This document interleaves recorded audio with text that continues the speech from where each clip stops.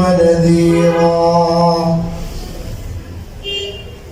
صلى الله تعالى عليه وعلى آله وصحبه ومن دعا بدعوته واهتدى بهديه وبارك وسلم تسليما كثيرا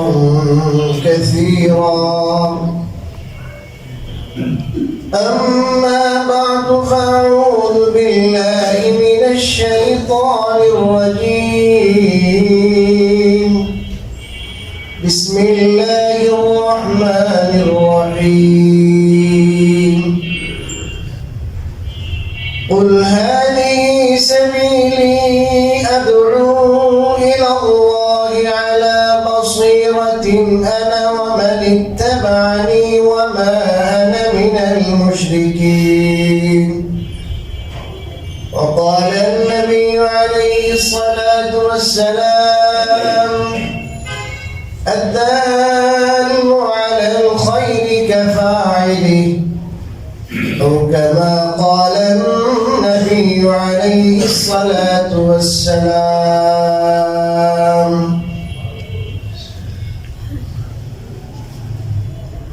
محترم মুসল্লিয়ান কিরাম মহান আল্লাহর দরবারে লাখো কোটি শুকর যে তিনি আমাদেরকে প্রতি জুমাবারের ন্যায় আজও তার পবিত্র ঘরে হাজিরা দেওয়ার তৌফিক দান করেছেন আলহামদুলিল্লাহ।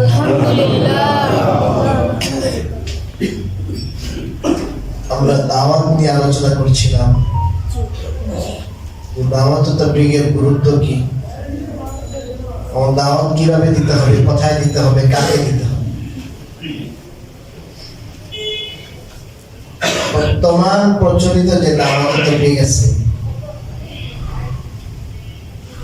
এই দাওয়াত ও তাবলীগের ব্যাপারে আমাদের বেশিরভাগ মানুষের ধারণা ইতিবাচক হলেও আমরা অনেকে এর গুরুত্ব অনুধাবন করি। তাবলীগওয়ালারা তাবলীগের কাজ করতেছে, তাবলীগওয়ালারা তাবলীগের কাজ করতেছে, এটা ভালো কাজ, কত গুরুত্বপূর্ণ। কেউ কেউ আছে বিভিন্ন ধরনের আপত্তি মনে মনে পোষণ করে, অনেক সময় বলে আর অনেক সময় বলে না। আজকে আমরা সীমিত পরিসরে সংক্ষিপ্ত সময়ে কোরআন ও সুন্নাহর আলোকে এই বিষয়ে কিছুটা আলোকপাত করব ইনশাআল্লাহ। তার আগে আমি সবার কাছে আহ্বান করব যে দেখেন, আমাদের মন, আমাদের মানসিকতা, আমাদের বুঝ, আমাদের জ্ঞান ওটা দিন না। আমি যেটা বুঝি ওটাই দিই, আমার বুঝের বাইরে হলে এটা ঠিক না। সাধারণত আমাদের ধারণা এমন যে আমার যদি বুঝে আসে এটা দিন, আমি বুঝি না এটা দিন না, তার মানে দিনের সবটা আমি জানি। এর অর্থ এটাই তো যে দিনের সবটা আমার জানা আছে, এর বাইরে যেটা এটা দিন নাই। এই ধারণা পরিহার করতে হবে, মনকে প্রশস্ত করতে হবে, বড় করতে হবে যে আমার হয়তো জানা নাই, আমার জানা নেই। কোরআন সুন্নাহর আলোকে যদি কিছু বলা হয়, আমি কোরআন সুন্নাহ যেখানে আমাকে দাঁড়াইতে বলবো ওখানে দাঁড়াবো। আমার মানসিকতাকে চেঞ্জ করতে হবে। এই জায়গা থেকে যদি বের হইতে না পারি তাহলে হাজার জুমার বয়ানও কোনো লাভ হবে। আমরা এই জায়গায় কিন্তু থাকি যে আমার ধারণা এটা, এই পদ্ধতির দাওয়াত দিতে হবে, এর বাইরে দাওয়াত দিলে বেদা, এটা খাওয়ার কোনো কাজ, এরকম কাম নাই, কামের না কোনো কাজ। আপনি যতই আপনি তাকে আপনাকে বোঝানো হবে আপনি বুঝবেন না। বুঝতে হবে যে দলিল হলো কোরআন ও সুন্নাহ, কোরআন ও সুন্নাহ হলো দলিল। আমার পরিবেশে একটা আছে, আমার মনের মধ্যে একটা গেঁথে গেছে, ওটাই দলিল। এর বাইরে কিছু দিন হতে পারে না, এর বাইরে গেলেই এটা বেদিন, এটা বেদাত। এই মানসিকতা দয়া করে পরিহার করতে হবে। এটা অত্যন্ত ভেরি ভেরি ইম্পর্টেন্ট কথা। এই জায়গা থেকে আমাদেরকে বেরিয়ে আসতে হবে। আল্লাহ কোরআনে এই কথা বলেছেন, কুল্লু হিজবিন বিমা লাদাইহিম ফারিহুন। প্রত্যেক দল তাদের কাছে যেটা আছে ওটা নিয়ে খুশি, ওটা নিয়ে খুশি। আমরা হলাম গোলাম, আমরা গোলাম। কোরআন ও সুন্নাহ হলো আমাদের পথ নির্দেশকারী। কোরআন ও সুন্নাহ যেটা বলবে, যেদিকে আমাদেরকে পথ দেখাবে, আমরা ওই পথে চলবো। হতে পারে আমার এতদিন আমার জানাটা ভুল ছিল, তবে বাকি আপনাকে পথ নির্দেশ যিনি করবেন উনি কোরআন সুন্নাহ ব্যাপার ওনার বুদ্ধি থাকতে হবে। সঠিক উৎস থেকে উনি কোরআন সুন্নাহর জ্ঞান শিখেছেন এমন কারো কাছ থেকে নিতে হবে। আপনি যদি ইউটিউব থেকে নেওয়া শুরু করেন, নেটের থেকে নেওয়া শুরু করেন, বাজারের বক্তা থেকে নেওয়া শুরু করেন, বাইরের বক্তা একটা বলছে এটা থেকে শুরু করেন, আপনার হবে না। আজকে আমাদের কত মানুষকে কতভাবে উস্তাদ বানাইতেছি, দিনের উস্তাদ। এটা হাদিস কয়েকটা এত নম্বর কোটেশন বলছে, এই হাদিস এত নম্বর দিয়ে বলছে, আপনি তো জানেন না, আপনাকে শেষ করে বানাইছে। এই হাদিসে আদৌ কথা আছে কিনা এবং উনি যে বক্তব্য দিলেন ওই বক্তব্যের সাথে ওই দলিলের মিল আছে কিনা ওটা বোঝার মতো তো এক্সপেরিয়েন্স আপনার নাই। এক জায়গায় অনেক লোক জমা হয়ে গেছে, আর গাড়ি করে চলে গেলেন, কথা বললো, লোকের কারণ এত মানুষ যার বক্তৃতা শুনে, একই ছোট আলেম নাকি, এটা তো অনেক বড় আলেম হবে, অনেক বড় আলেম হবে, অনেক বড় মাওলানা, অনেক বড় ডক্টর, ওনার কথাই শুনতে হবে।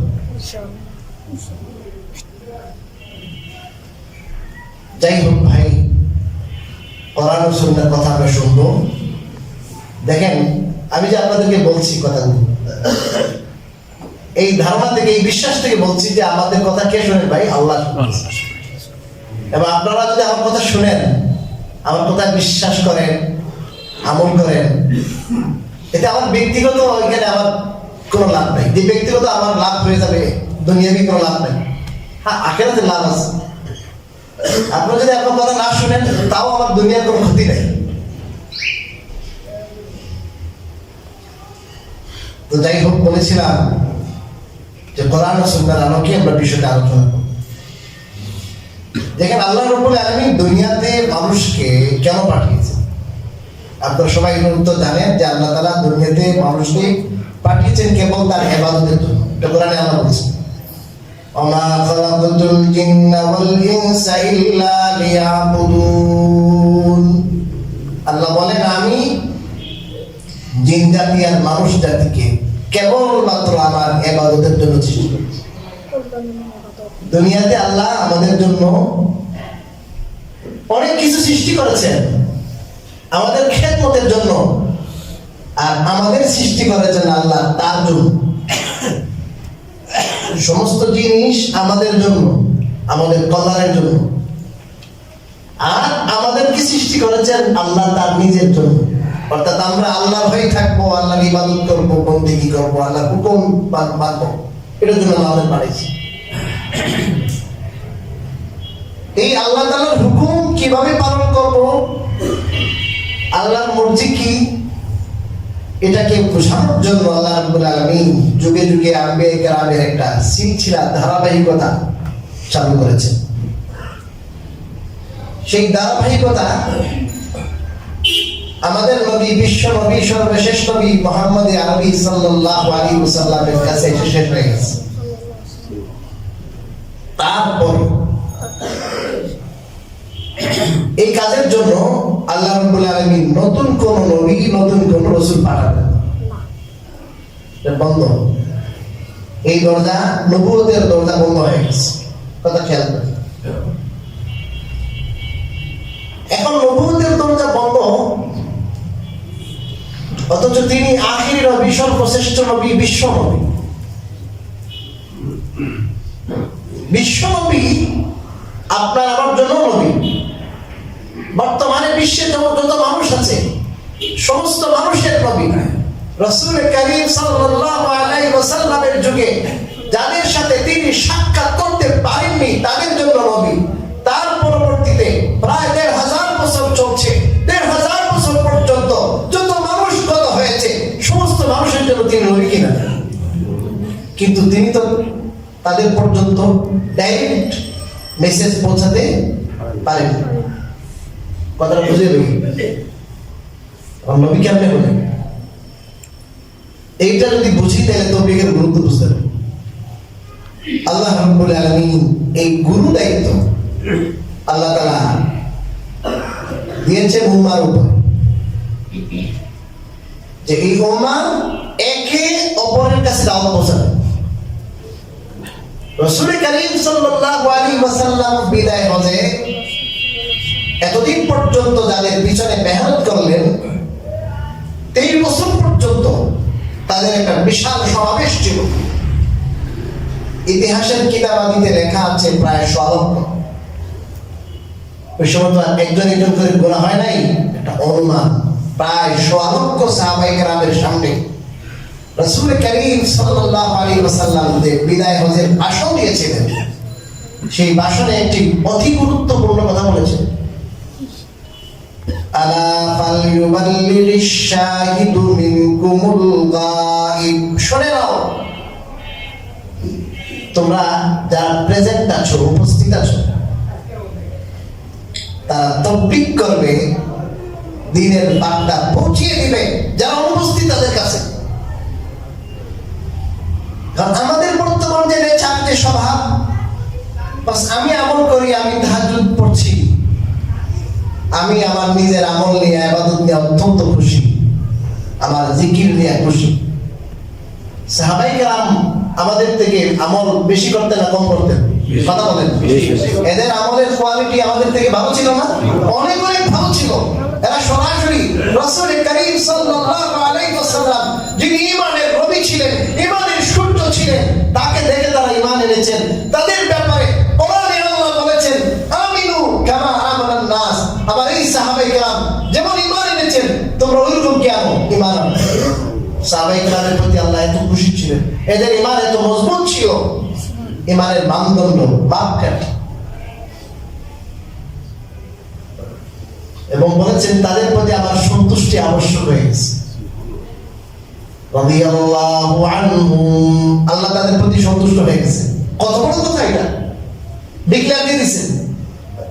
এই সাহাবায়ে কেরাম দীর্ঘদিন পর্যন্ত, মক্কার 13 বছর পর্যন্ত কাফের বেঈমানদের নিষ্পেষণা, নির্যাতন, অকথ্য নির্যাতন, এটার কারণে তারা 13 বছর পর্যন্ত তার ঘরে পর্যন্ত ঠিকমতো থাকতে পারেনি, তারা ঠিকমতো ইবাদত করতে পারেনি। তাদেরকে তারপরে তাদের ঘর ছাড়া নির্দেশ দেওয়া, তাদের ঘর বিটা যা কিছু আছে সব ছেড়ে তারা চলে গেলেন মদিনায়।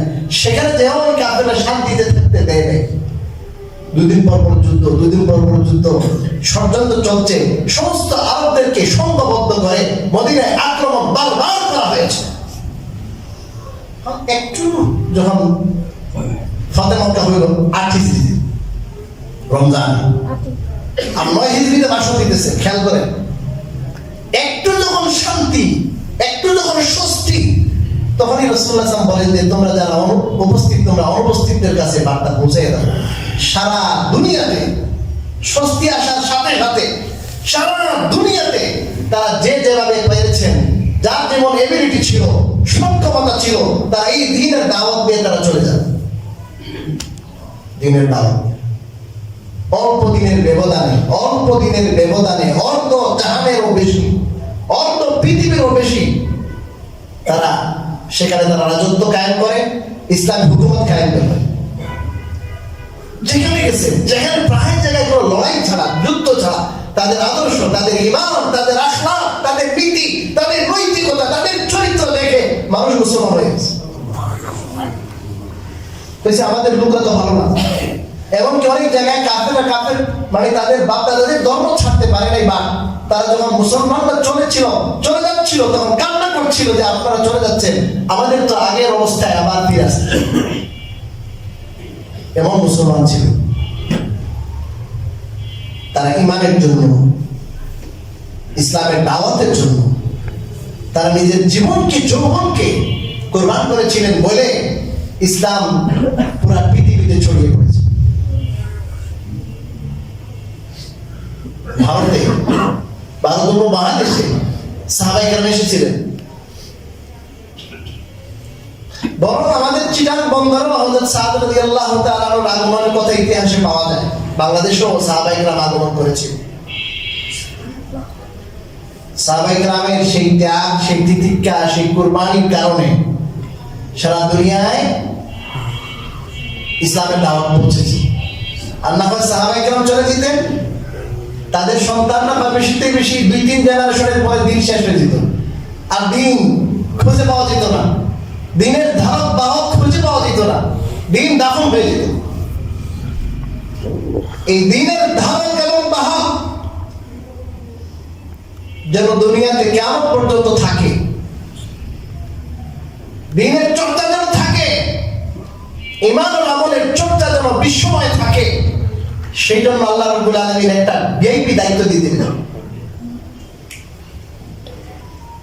আমরা ভিআইপি উম্মত, সর্বশ্রেষ্ঠ উম্মত, গত সপ্তাহে বলেছিলাম আমাদের দায়িত্ব, ডিউটি কি? উখরিজাত লিন্নাস, মানুষের কল্যাণে আমাদেরকে বের করা হয়েছে। সাহাবায়ে কেরামের মাথায়, তাদের দিল দেমাগে এটা ছিল, আমাদেরকে আল্লাহ আমার পরিবারের জন্য, আমাদেরকে আল্লাহ কেবল আমার দেশের জন্য আর আমার ইউনিয়ন আর আমার গ্রামের জন্য বানায় নাই। আল্লাহ রাব্বুল আলামিন আমাদের বানাইছেন আখির নবী, বিশ্ব নবী, বিশ্ব উম্মত। রবীউল বিন আমির রাদিয়াল্লাহু তাআলা আমাকে জিজ্ঞাসা করেছিল, দাওয়াত দিতে গেছেন, সরকার জিজ্ঞাসা করতেছে, কাফের সরকার, পরিচয় কি? উনি বলছেন, আমরা এমন জাতি, ইবতাআসানাল্লাহ, আল্লাহ আমাদের পাঠিয়েছেন, লিনুখরিজাল ইবাদ মিন ইবাদাতিল ইবাদ ইলা ইবাদাতি রাব্বিল ইবাদ। যে দুনিয়াতে আজকে মানুষ মানুষের গোলামি করতেছে, আজকে মানুষ মানুষের পূজা করছে, আজকে মানুষ মানুষের বানানো বিভিন্ন জিনিসের পূজা করছে। লিনুখরিজাল ইবাদ মিন ইবাদাতিল ইবাদ ইলা ইবাদাতি রাব্বিল ইবাদ।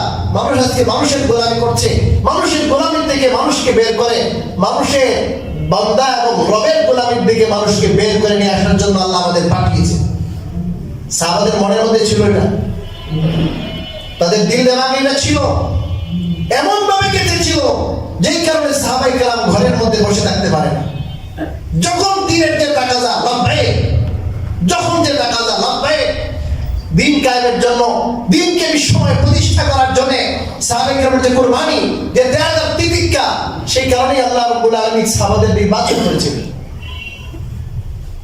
এমন একটা জামাত, রাসূল যেমন সর্বশ্রেষ্ঠ রাসূল, তার মিশনকে পুরো পৃথিবীতে পৌঁছে দেওয়ার জন্য আল্লাহ রাব্বুল আলামিন ওইরকম একদল সাহাবা তাদের নির্বাচন করেছিলেন। আব্দুল্লাহ বিন মাসউদ রাদিয়াল্লাহু তাআলা এই কথা বলেছেন, আব্দুল্লাহ বিন মাসউদ এই কথা বলেছেন,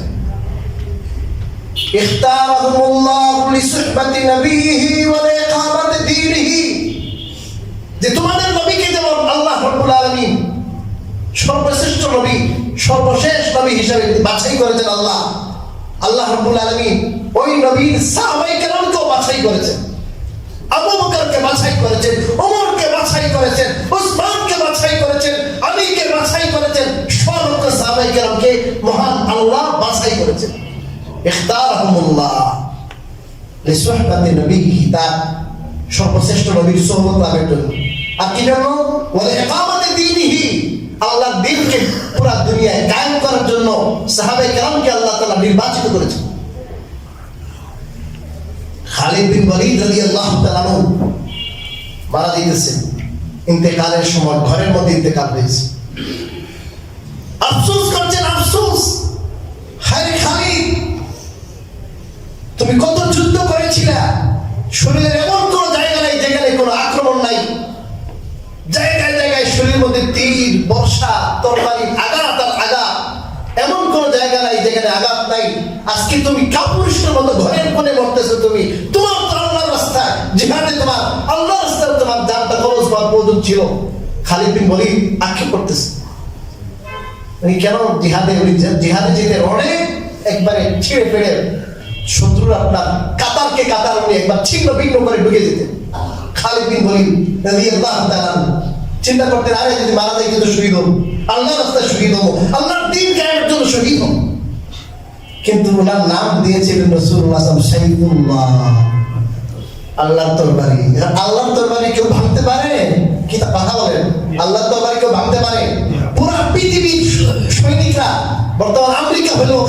ওয়ালিদকে মারার কেউ ছিল না, কারণ আল্লাহ রাসূল বলেছেন সাইফুল্লাহ।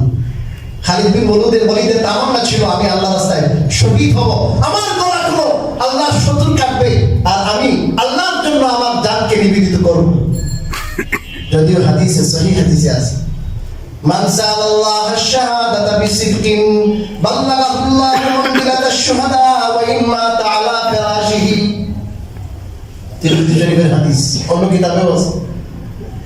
যে ব্যক্তি মন থেকে আল্লাহর কাছে সওয়াল করবে, চাইবে মন থেকে, মুখের জমা খরচ না, মনের থেকে, যে আল্লাহ আমি আপনার দ্বীন কায়েমের জন্য শহীদ হব, আমি আল্লাহর রাস্তায় শহীদ হতে চাই, আল্লাহ রাব্বুল আলামিন তাকে শহীদি দরজা দান করবেন, যদিও সে তার বিছানায় মরে। কথা বলছে মনের জিনিসটা, কিন্তু আল্লাহর সাথে যে ওয়াদা করছে, সওয়াল করছে যে আল্লাহ আমার এই জানটা আপনার জন্য, যে আল্লাহ দিয়েছেন তার জন্য আমার জানটা। হযরত খালিদ বিন ওয়ালিদ শত শহীদের সওয়াব পাবেন, কিন্তু আমি জজবানে বলতেছি সাহাবায়ে কেরামের জজবা কেমন ছিল। আজকে আমার জান তো দূরের কথা, 3 দিন বললেও কত ওজন দেখায় না। সাহাবায়ে কেরাম 3 দিন কি মাসকে মাস সাহাবায়ে কেরাম লড়াই করেছেন, যুদ্ধে গিয়েছেন, দাওয়াতের সফরে গিয়েছেন। তো বলেছিলাম আখিরি নবী তিনি বিশ্ব নবী, তারপরে কোন নবী নাই। এই দিন পুরা দিনকে পৌঁছে দেওয়া, প্রত্যেক মানুষের কাছে দ্বীনের তাবলীগ করা, আল্লাহর ইবাদতের দাওয়াত দেওয়া, যে জানে তার কাছেও, যে জানে না তার কাছেও। অনেকে আমার কাছে প্রশ্ন করে যে হুজুর তাবলীগ তো হবে কাফেরদের কাছে, আপনারা মুসলমানদের কাছে তাবলীগ করেন কেন? একটা কমন প্রশ্ন না? এটার প্রথম উত্তর হলো আমরা মুসলমানদেরও তাবলীগ করি, কাফেরদের কাছেও তাবলীগ করি। এই আমাদের মুফতি সাক্ষী আছে, আমি গেছিলাম না নিয়ে, আপনারা সব দায়ীদেরকে দেখে আনছি, যারা সারা বাংলাদেশে, বরং বাংলাদেশে না, এখন বাংলাদেশ ছাড়িয়ে আমার বন্ধু মাওলানা মুফতি জুবাইর সাহেব কয়েক দেশেই মাত্র সফর করে আসলেন, শত শত হাজার হাজার মানুষ তাদের হাতে মুসলমান হতেছে। অমুসলমানদের কাছে সরাসরি আমরা দাওয়াত দিই। আমি নিজে আলহামদুলিল্লাহ অনেকবার গিয়েছি, পার্বত্য চট্টগ্রামে গিয়েছি, নীলফামারী গিয়েছি, অনেক জায়গায় গিয়েছি আলহামদুলিল্লাহ। তো এটা সবার কাজ না, সবাই পারবেন না, এটা বিশেষ প্রশিক্ষণ প্রাপ্ত জ্ঞানী কিছু মানুষের কাজ। আল্লামা নূর হোসেন কাসিমি রাহিমাহুল্লাহ বলতেন, এই জন্য আমরা 1 বছর ট্রেনিং দিই আলেমদেরকে। আমি কোর্স নিই, ক্লাস নিই, আলেম যারা হন তাদেরকে আমরা 1 বছর কোর্স করাই, যে একজন হিন্দুকে কিভাবে দাওয়াত দিতে হবে, একজন বৌদ্ধকে কিভাবে দাওয়াত দিতে হবে, একজন চাকমাকে মারমাকে কিভাবে দাওয়াত দিতে হবে, একজন খ্রিস্টানকে, একজন ইহুদিকে কিভাবে দাওয়াত দিতে হবে। আল্লাহ হয়তো ইহুদির কাছে দাওয়াত দিবে, খ্রিস্টানদের কাছে দাওয়াত দিয়ে সে পারবে না, সে নিজেই খ্রিস্টান হয়ে যাবে। খ্রিস্টবাদের ব্যাপারে জানতে হবে, হিন্দুত্বের ব্যাপারে জানতে হবে, বৌদ্ধইজমের ব্যাপারে জানতে হবে। তা আপনাদের মিরপুর 10-এই মাদ্রাসা আছে, মাদ্রাসাতুল দাওয়া, আমাদের মুদারিসকে নিয়ে গিয়েছিলাম, এখনো মাদ্রাসা আছে, 1 বছরের কোর্স। তা আমাদের কাজ করছি, কে বলে করছেন? রইল কথা যে মুসলমানদেরকে দাওয়াত দেন কেন? মুসলমানদেরকে দাওয়াত এই জন্য দেওয়া হয় যে মুসলমানরা, ম্যাক্সিমাম মুসলমান দ্বীনের মৌলিক বিষয় জানে না। বলেন, দ্বীনের মৌলিক বিষয় ম্যাক্সিমাম মুসলমান জানে না। আর 2 নম্বর, যারা আমরা জানি, আমরা ম্যাক্সিমাম মুসলমান মানি না, জানলেও মানি না। দুনিয়ার মহব্বত, দুনিয়ার ভালোবাসার কারণে, দুনিয়ার ধোঁকার কারণে, শয়তানের ধোঁকার কারণে, নফসের ধোঁকার কারণে আমরা জানার বড় মানি না। সেটা বোঝার জন্য আপনাদেরকে একটা কোশ্চেন করি। আপনাদের এই যে কাফরুল, বৃহত্তর কাফরুল এলাকা মানুষ, ফরজ নামাজ যে আপনার 5 ওয়াক্ত আল্লাহ তাআলা নামাজ ফরজ করেছেন, 17 রাকাত ফরজ নামাজ আছে। আচ্ছা, এটা বাদ দিলেন, আজকে ফজরের নামাজ 2 রাকাত ফজরের নামাজ, তার আগে 2 রাকাত সুন্নাত নামাজ, এটা আপনাদের কাফরুলের মানুষে জানে না? জানে না? জানে না? কি সমস্ত মানুষ নামাজে এসেছে? কথা বলে না, ফরজ নামাজ জানে, জানার পরও নামাজে আসে না। এই না আসার পিছনে কয়েকটা জিনিসই কাজ করে। একটা কাজ হলো, সবচেয়ে বড় কাজ হলো শয়তানের কাজ। শয়তানের কাজ, শয়তানের আলস্য সৃষ্টি করে, অলসতার সৃষ্টি করে। বাদ দে নামাজ, এসি ভিতরে নামাজ পড়তে সে রাজি হচ্ছে না। বাইরে গরম, জুন জুলাই গরম, বাইরে সে চায়ের দোকানে আড্ডা দিয়ে সময় পার করতেছে, এসির ভিতরে নামাজ পড়ে না। এবং মানুষ আপনাদের কাপড় নাই কোনো জানার পরও মানে না কেন? ওই শয়তানের ধোঁকার কারণে। শয়তান তো আল্লাহর কাছে কসম করে আসছে, কসম করে আসছে, শপথ করে আসছে, আমি আপনার আদম সন্তানের একটাও ছাড়ব না। লাতিয়ান্নাহুম মিন বাইনি আইদিহিম, সামনের থেকে, ওয়া মিন খালফিহিম, পিছনের থেকে, ওয়া আন আইমানিহিম, ডানের থেকে, আর ওয়া আন শামাইলিহিম, বামের থেকে, সামনের থেকে, ডানে, পিছনের থেকে, ডানের থেকে, বামের থেকে, শুধু উস্কাইতে থাকবো, ধোঁকা দিতেই থাকবো, ধোঁকা দিতেই থাকবো। সবসময় শয়তান কি করে বলেন? কি দেয়? ধোঁকা দেয়। ইন্নাশ শাইতানা ইয়াজরি মিনকুম মাজরাদ দাম। হাদিসে রাসূল কারীম সাল্লাল্লাহু আলাইহি ওয়াসাল্লাম শয়তান আমাদের ধোঁকা কিভাবে দেয় এটা বোঝাইবার জন্য বলেছেন যে আমাদের শরীরে যেমন রক্ত চলাচল করে, রক্ত কি শরীরের বাইরে চলে না ভিতরে চলে? কথা বলেন। ভিতরে। শরীরের বাইরে না ভিতরে? ভিতরে। শরীরের রগের রেশার ভিতরে যেমন রক্ত চলে, রাসূলুল্লাহ সাল্লাল্লাহু আলাইহি ওয়াসাল্লাম বলেন তোমাদের ভিতরে শয়তান এরকম চলে। বুঝেননি কথা? এই শয়তান থেকে রেহাই পাও, শয়তানের ধোঁকা থেকে। আল্লাহ বলেছেন ইন্নাশ শাইতানা লাকুম আদুউম মুবিন, শয়তান তোমাদের স্পষ্ট শত্রু। এই শয়তান সে বলেছে লাউযাইয়িনান্না লাহুম, আমি তাদের জন্য বিভিন্ন গুনার কাজ শোভনই করে দেব। এখন যত গুনার কাজ আছে এই গুনার কাজ মজা লাগাই দেয়, শোভন করে দেয়। এখন সবসময় মানুষ চিন্তায় থাকে কেমনি গুনাহ করা যায়, কেমনি সিনেমা দেখা যায়, খারাপ কাজ করা যায়, অশ্লীল কাজ করা যায়। এখন তো ঘরে বসে আছে, এখন সিনেমা হলেও যাওয়া লাগে। এগুলো করতে করতে করতে করতে করতে করতে এগুলো হইলো এমন দাওয়াত, এই দাওয়াতের কোনো ভাষা নাই। এগুলো শুধু দেখলেই হয়ে যায়, দেখে আর শুনে বাস দাওয়াত হয়ে যাচ্ছে। এই শয়তানের দাওয়াতের কারণে, শয়তানের কুমন্ত্রণার কারণে, এই সমাজের কারণে, আর ভিতরে একটা নফস আছে, নফসের ধোঁকার কারণে আমরা বেশিরভাগ মানুষ জানার পরও মানতে পারি।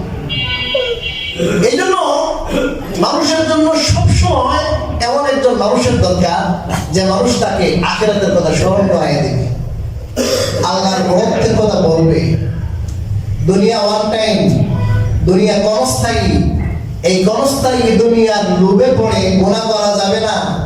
এই দুনিয়াতে আল্লাহ গুনাহ করার জন্য, মজা মারার জন্য আল্লাহ দুনিয়াতে আমাদের বানান নাই। আল্লাহ আমাদের ডিউটি কি দিয়েছেন, আল্লাহ আমাদের দায়িত্ব কি দিয়েছেন, এই কথাগুলো যখন মানুষের কানে, জানা কথাই মানুষের কানে পড়ে, তখন মানুষ সতর্ক হয়। আমাদের সমাজে এমন কিছু মানুষ আছে এদেরকে দাওয়াত দিলেই চাইতে যায় না। তোমার থেকে অনেক বেশি জানি, কথা বলা লাগবে, আছে না? নাই আছে। দাওয়াত দিলেই চাইতে যায় না, আমি অনেক কম জানি নাকি, তোমার থেকে অনেক কি জানি, বেশি জানি। আরে এটা বুকামি, কি বলেন? বুকামি।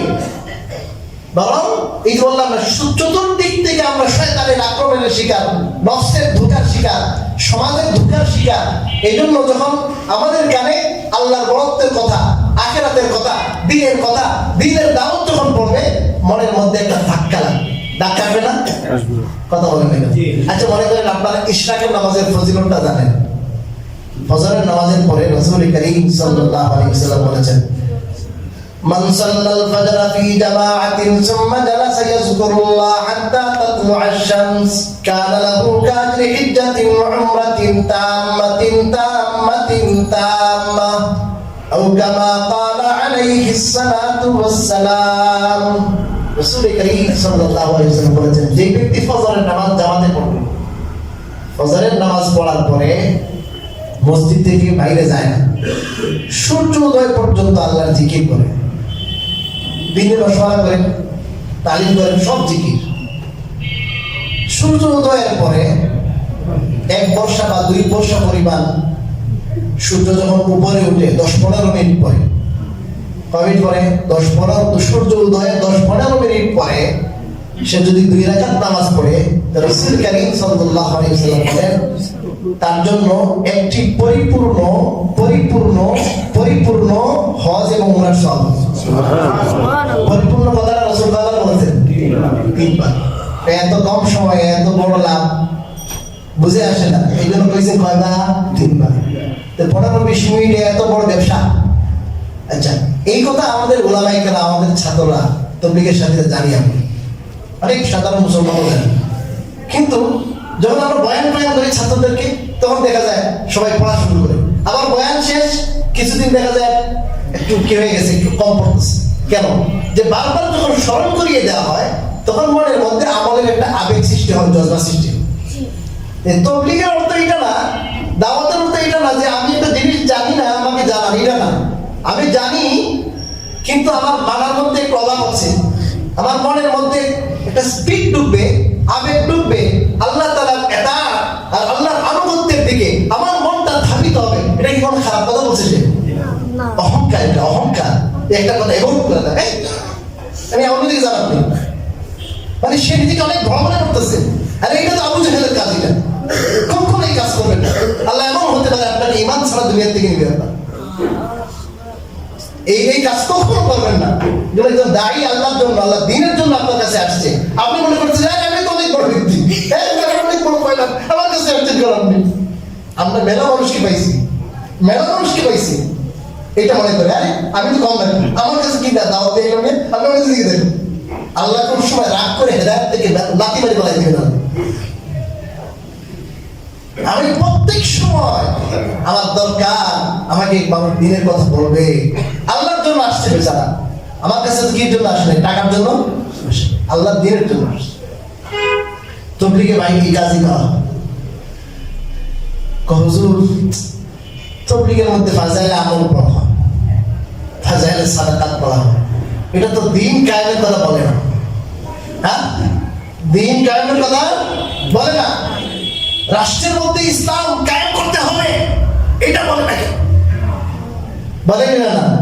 অনেকের মনে প্রশ্ন আসেনি না? এই প্রশ্নের উত্তর আপনাদেরকে দিতে হবে, আমি দেব ইনশাআল্লাহ। ইসলামী হুকুমত, ইসলামী খেলাফত,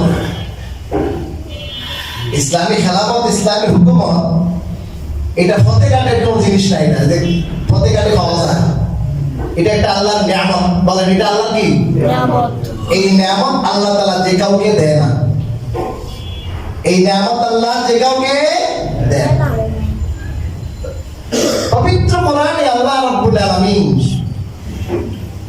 দুনিয়ায় রাজত্ব দেওয়ার ওয়াদা করেছেন, দুনিয়ায় খেলাফত ইসলামী হুকুমত দেওয়ার ওয়াদা করেছেন আল্লাহ সূরা নূরের মধ্যে। وعد الله الذين آمنوا منكم وعملوا الصالحات ليستخلفنهم في الأرض كما استخلف الذين من قبلهم। এটা লম্বা আলোচনার বিষয়, অন্তত 2 ঘন্টা লাগবে এই আয়াতের আলোচনা। আমি শুধু আমার আলোচ্য বিষয় এক দলিল হিসাবে আয়াতটা পড়ব।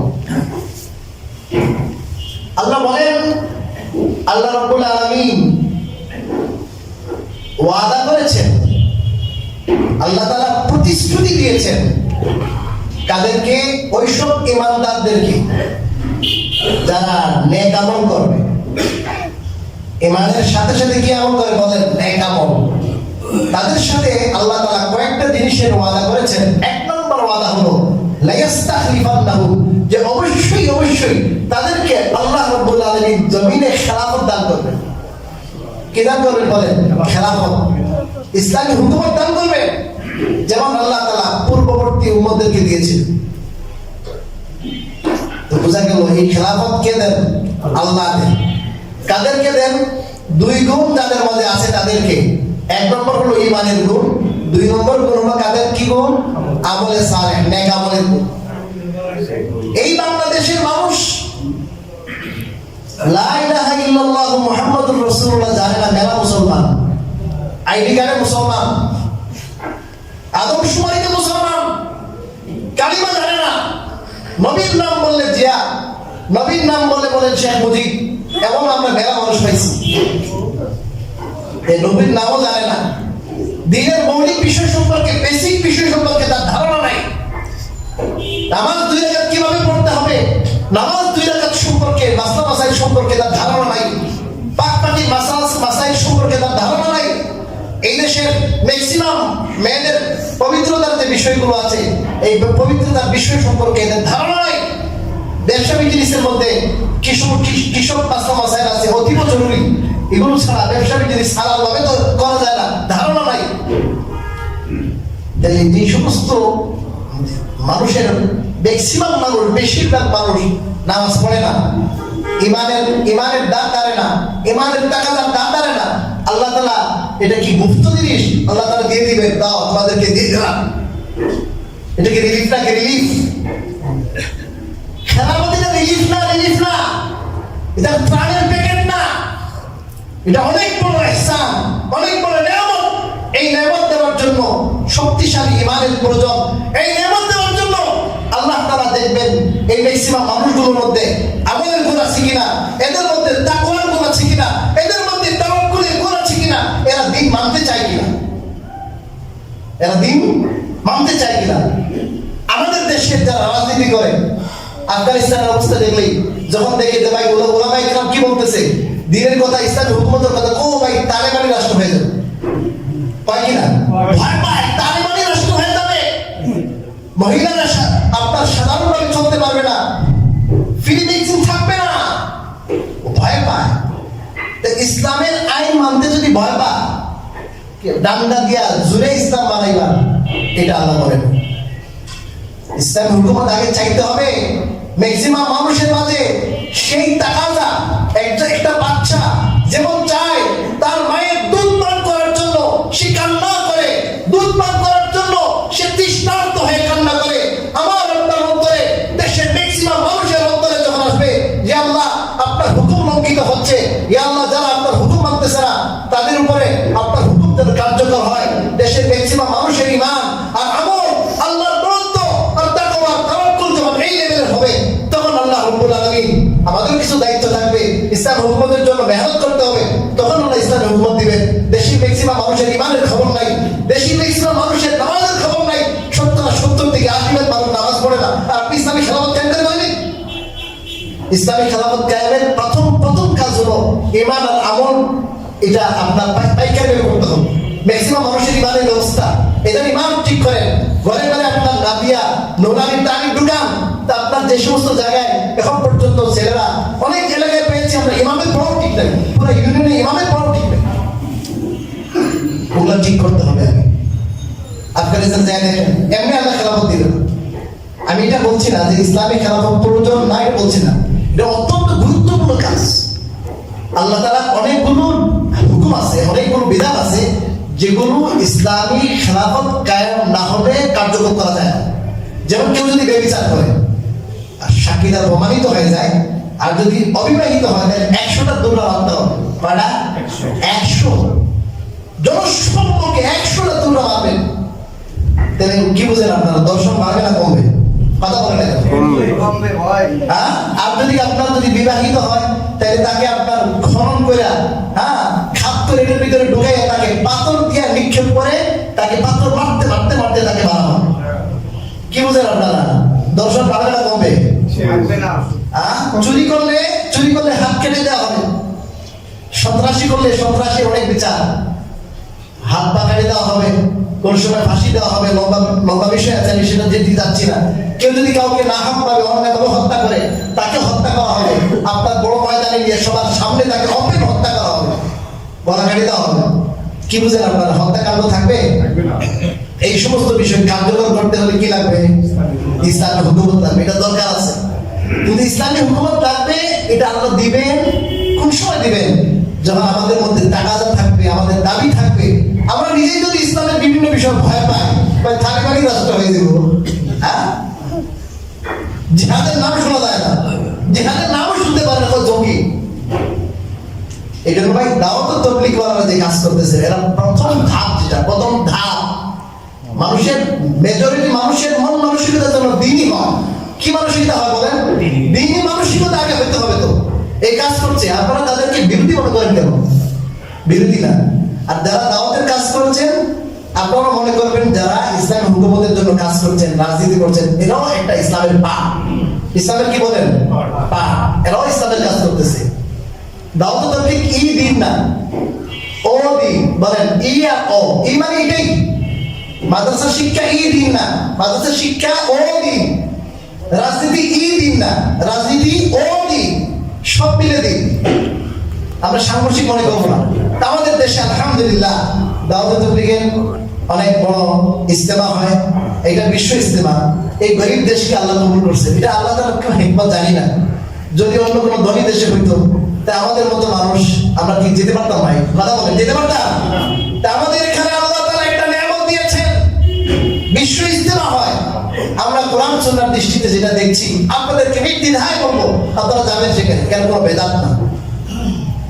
এটা পুরা দুনিয়ায় যে সমস্ত ভাইরা পুরা দুনিয়ার মানুষকে ইমাম বানাইতে চায়, আল্লাহর হুকুমের তাবে বানাইতে চায়, যারা পুরা দুনিয়ায় নামাজি বানাইতে চায়, আল্লাহর হুকুমের গোলাম রাসূল করিম সাল্লাল্লাহু আলাইহি ওয়াসাল্লামের সুন্নতের তাবেদার বানাইতে চায়, এই ধরনের মায়ার, আল্লাহর মায়ার দয়ার মানুষ রাসূল করিম সাল্লাল্লাহু আলাইহি ওয়াসাল্লামের মিশন যে কাজ ছিল দাওয়াত, ওই কাজ নিয়ে যারা চলে, রাসূলের ফিকির নিয়ে যারা চলে, এরা একত্র হবে এখানে। অনেক বড় জিনিস।